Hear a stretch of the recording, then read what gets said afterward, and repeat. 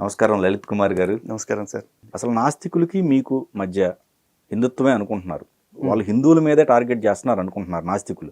కాదు, అన్ని మతాలు కూడా అన్ని దేవుళ్ళ పైన కూడా వాళ్ళు ఫైట్ చేస్తున్నారు. అసలు దేవుడు అనేవాళ్ళు లేరు. ఎందుకు ఈ మూఢనమ్మకాలు? వీటన్నిటిని వదిలేయండి. ఫస్ట్లీ ఒక విషయం చెప్పాలి సార్. చాలా మంది మాట్లాడుతూ ఉంటారు ఈ మధ్య కాలంలో ఫేస్బుక్లో, యూట్యూబ్లో కూడా నేను చూస్తూ ఉన్నాను. ఈ నాస్తికులు కేవలం హిందువులనే టార్గెట్ చేస్తారు ఏంటి అని చెప్పేసి. నేను చెప్తా ఉన్నాను, వాడు హిందువుల్ని టార్గెట్ చేసిందే నాకు మ్యాటర్. మిగతా మతాలను ఎందుకు టార్గెట్ చేయట్లేదు అనే పిచ్చి క్వశ్చన్ నేను అడగను. ఎందుకంటే నన్ను కొట్టిందే ఇంపార్టెంట్. నన్ను కొట్టే వాడిని ఎందుకు కొట్టలేదు అని నేను అడగను. ఓకే. ఎందుకంటే నొప్పి నాకు కలిగింది కాబట్టి మందు నేను రాసుకోవాలి, లేకపోతే దెబ్బ నాకు తగిలింది కాబట్టి నాకు ఆ దెబ్బకు కారణం ఎవడైతే ఉన్నాడో వాడిని నేను నిలదీస్తాను. ఈరోజు చెప్తా ఉన్నాను, నాస్తికుల వల్ల హిందువులకి ఏ ప్రాబ్లం లేదు. కానీ హిందువుల వల్ల నాస్తికులకే కాదు, క్రాస్తికులకి అంటే క్రైస్తవులకి, ముస్లింలకి, కమ్యూనిస్టులకి అందరికీ ప్రాబ్లం. ఈరోజు హిందువులు ఫస్ట్ నుంచి ఒక విచిత్రమైన ఆధ్యాత్మిక జీవితం అండి మాది. అంటే మాకు అందరితో కలిసి బ్రతకటం అనేది చిన్నప్పటి నుంచి నేర్చుకుంటాం. మా దేవీ దేవతల కోసం మేము గుళ్ళో పూజ గదిలో కూర్చొని పూజ చేయడానికి కూర్చున్నాం అనుకోండి. కూర్చుంటే ఫస్ట్ మాకు శివపరివారం కనిపిస్తుంది. శివుడు, పార్వతీదేవి, సుబ్రహ్మణ్యేశ్వర స్వామి, వినాయకుడు, అయ్యప్ప స్వామి అందరూ కనపడుతూ ఉంటారు. అలాగే విష్ణుమూర్తి శయనమూర్తిని చూస్తే కనుక విష్ణుమూర్తి, లక్ష్మీదేవి, గరుత్మంతుడు, ఆదిశేషుడు వీళ్ళు కనపడుతూ ఉంటారు. ఇక్కడ చూడండి, మాకు విష్ణుమూర్తి రూపం చూస్తే స్వామి ప్రశాంతంగా ఆదిశేషుడి మీద పడుకుని ఉంటారు. పాముకి పరమశత్రువు ఎవరు అంటే గరుత్మంతుడు. ఆ గరుత్మంతుడు మళ్ళీ ఈయనకి వాహనం. పడుకుంటే పాము, బయటకు వెళ్ళాలంటే గరుత్మంతుడు. మరి ఆ రెండు జీవులకి ఎట్లా సఖ్యత కుదిరింది? ఆధ్యాత్మిక జీవితంలోకి వచ్చేసి భగవంతుడికి దగ్గరగా వెళితే ఆ వైరాన్ని మేము మర్చిపోతాం. ఇంకోటి శివపరివారం చూడండి. శివుడి వాహనము నంది, అమ్మవారి వాహనం సింహం లేదా పులి పెడతారు. ఈ రెండు క్రూర మృగాలే.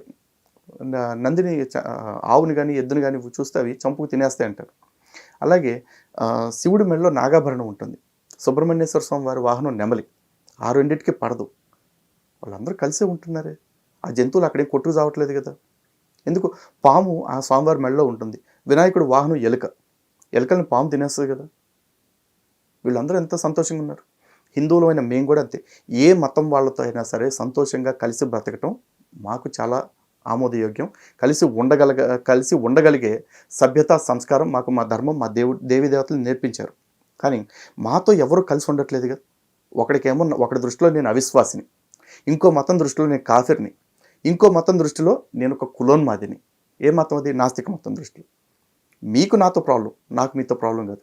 కానీ మీరు పదే పదే నా పక్కనే ఉండి క్లించింగ్ చేస్తూ ఉండి పొడుస్తూ ఉంటే నేను ఎంతకాలం చూస్తూ కూర్చుంటానండి?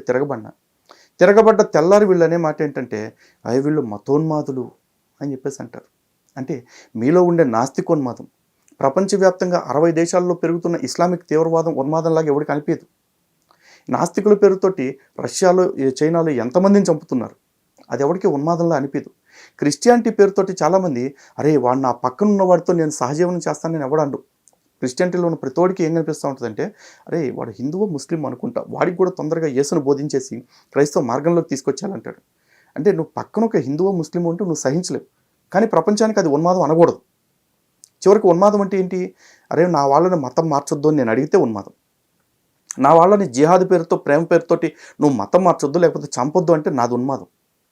అరే నీకు నచ్చని కారణంగా నువ్వు నా దేవీ దేవతలను అవమానించొద్దని నేను నాస్తికుడిని నిలదీస్తే నాది ఉన్మాదం. ఇది ఎక్కడ సెలెక్టివ్ సింపతి అండి? ఓకే, నేను అందరితో బతకాలనుకుంటున్నా, బతకగలను. కానీ నాతో బతకడానికి ఎవడో సిద్ధంగా ఉండట్లేదండి. ఎందుకంటే we are the most targeted section in entire world. ఒకవేళ అంత టార్గెట్ చేసిన హిందువులు మారుతారా?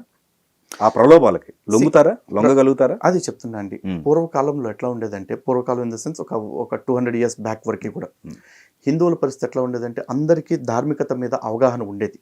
ఎవరికి కూడా భగవంతుడికి, భక్తుడికి, దేవాలయానికిను భక్తుడికి మధ్య అనుబంధం ఎక్కడ తెగిపోలే. కనెక్టివిటీ ఉంది. ప్రతి ఒక్కరికి ఆ ఋషి పరంపరలు అన్నీ వచ్చినాయి. కాబట్టి ఎక్కడా కూడా హిందువులు మతం మారల. 1000 సంవత్సరాలకు పైగా ఇస్లామిక్ దాడులు జరిగినా, లేదంటే 400 సంవత్సరాలు ఈ బ్రిటిషర్స్ దాడులు జరిగినా, లేకపోతే ఇంకా వేరే హూనులు, శకులు, లేకపోతే యవనులు ఎంతోమంది దాడులు చేసినా కూడా ఈ దేశాన్ని ఆక్రమించారు, కానీ ఈ మనుషులను ఆక్రమించలేకపోయారు, జనాభాని. కానీ ఈ 70 సంవత్సరాల్లో వచ్చిన ఈ మెకాలే విద్యా విధానం వల్ల ఈ దేశాన్ని ఆక్రమించడం పక్కన పెట్టేసి మనుషులను ఆక్రమించడం అనేది టార్గెట్గా పెట్టుకున్నారు. అందుకేగా 70 ఏళ్ల క్రితం వరకు లేనంత పైత్యం ఈ మధ్య కాలంలో హిందువులు బుర్రల్లోకి ఎక్కేసింది. ఒకప్పుడు భూమిని మాత్రమే బానిసత్వంలోకి తీసుకున్నారు. ఇప్పుడు మన బుర్రలను కూడా బానిసత్వంలోకి తీసుకున్నారు. అందుకే ఇప్పుడు చాలామంది మతం మారిపోతున్నారు. చాలా చిన్న చిన్న కారణాలకి. దోమ కుట్టి దద్దురు వచ్చిందనుకోండి, ఒక పాస్టర్ వచ్చి ప్రార్థన చేస్తే మతం మారిపోతున్నాడు. ఎవరికన్నా చిన్న సమస్య వచ్చిందనుకోండి, ఎవడో వచ్చేసి నీకు ఫలానా నేను ప్రార్థన చేస్తాను తగ్గితే వస్తావా అంటే మతం మారిపోతున్నాడు. అంటే అవతలోడు ఏం చేస్తున్నాడు, కొండకి వెంట్రుకేస్తున్నాడు.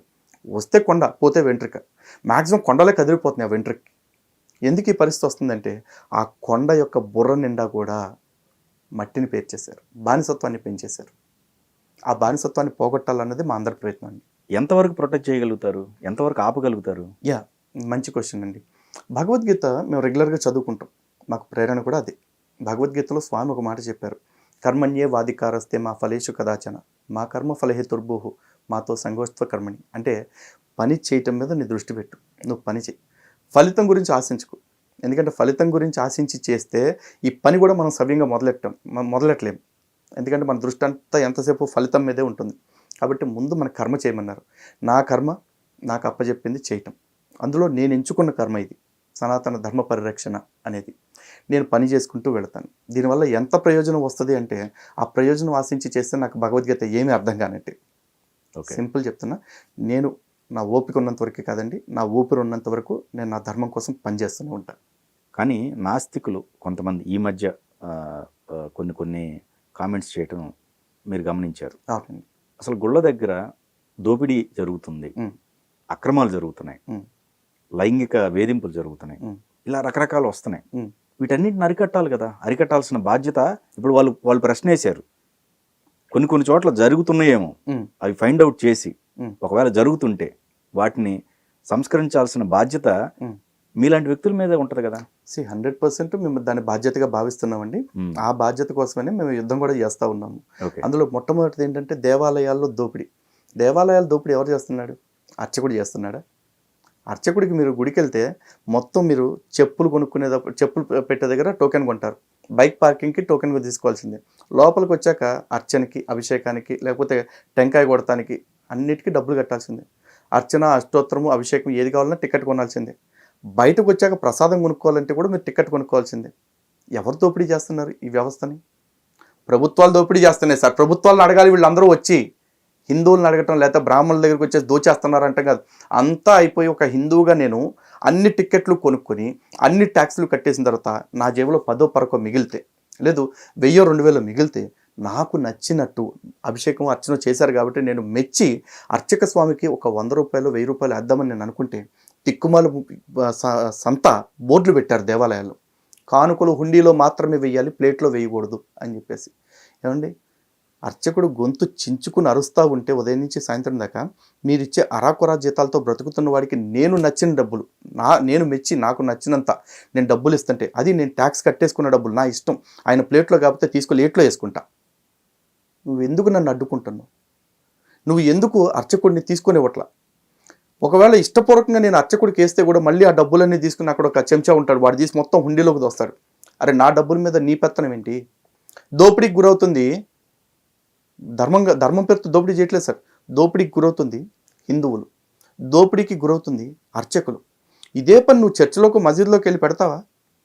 ఎందుకంటే చర్చిలో పాస్టర్కి కూడా నువ్వు జీతం ఇస్తున్నావు, మసీదులో ముల్లాకి, ఇమాంకి, మౌజాన్లకి వెళ్ళి అందరికీ జీతాలు ఇస్తున్నావు, అక్కడ కూడా కానుకలు పెట్టు. ఇక్కడ అర్చకుడికి విదేశీ నిధులు రావట్లేదు, కానీ వాళ్ళకి విదేశీ నిధులు వస్తున్నాయి, అయినా నువ్వు జీతాలు ఇస్తున్నావు. నువ్వు జీతాలు తీసుకునేటప్పుడు అక్కడ బోర్డు పెట్టి, 10% పాస్టర్కి ఎన్నిక లేదు, 10% హుండీలో వేయండి, లేకపోతే మీకు జకాత్ సొమ్ము ఏదైతే ఉంటుందో అది మసీదులో ఇయటానికి లేదు, మౌజాన్కో ఇమాంకో, మీరు హుండీలో వేయండి అని వాళ్ళ దగ్గర నుంచి వసూలు చేస్తారా? చేయరండి. ఇక రెండోది దోపిడీ గురించి ఇంకో మాట అన్నారు, వీళ్ళందరూ దోపిడీ చేస్తూ ఉంటున్నారు అని చెప్పేసి. ఎవరు దోపిడీ చేయమని చెప్పారు? హిందూ గ్రంథాలు ఎక్కడైనా సరే దేవాలయంలో కానుకలు వేయండి అని ఉందా? లేదు. మా వ్యవస్థ సవ్యంగా నడవటం కోసం మేము ఇస్తున్నాం. మేము ఇచ్చేదాన్ని ఎక్స్ప్లాయిట్ చేసి దాన్ని 10 times దోచుకుంటుంది ఈ దేవాదాయ శాఖ. ప్రాబ్లం శాఖలో ఉంది. వీలైతే ఆ శాఖను రద్దు చేయాలి. నెక్స్ట్ ఇక మనుషులు చేసే తప్పులు కొన్ని చోట్ల పూజల పేరుతోటో కొంతమంది తప్పుడు విధానాలతో తీసుకుంటున్నారు. అన్ని చోట్ల ఉంటుందండి ఆ వ్యవస్థ. ఇప్పుడు ఈ నాస్తికుడు ఎవడైతే నిన్న మొన్నటిదాకా అయ్యప్ప స్వామి గురించి అడ్డగోలుగా మాట్లాడిన దరిద్రుడు ఉన్నాడో వాడు కూడా అంటూ ఉన్నాడు, దేవాలయాల్లో దోచేస్తున్నారు, శిలాలు దోచుకుంటున్నారు. అందుకే మీరందరూ మతాన్ని విడిచిపెట్టేసి సైన్స్ వైపు రండి అంటున్నారు.